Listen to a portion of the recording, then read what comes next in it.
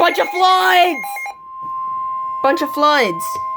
The National Weather Service in Peachtree City has issued a flash flood warning for East Central Paulding County in northwestern Georgia, northwestern Cobb County in north central Georgia until 11 p.m. Eastern Daylight Time. At 5 p.m. Eastern Daylight Time, Doppler radar indicated 2 to 3 inches of rain has fallen in northwest Cobb and east central Paulding counties. River levels on Allatoona Creek and Butler Creek are rising sharply and are already coming out of their banks. Flash flooding is expected to begin shortly.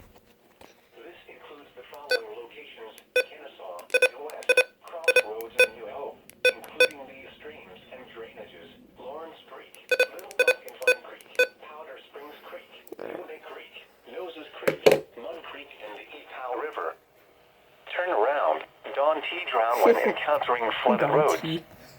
Most flood deaths occur in vehicles.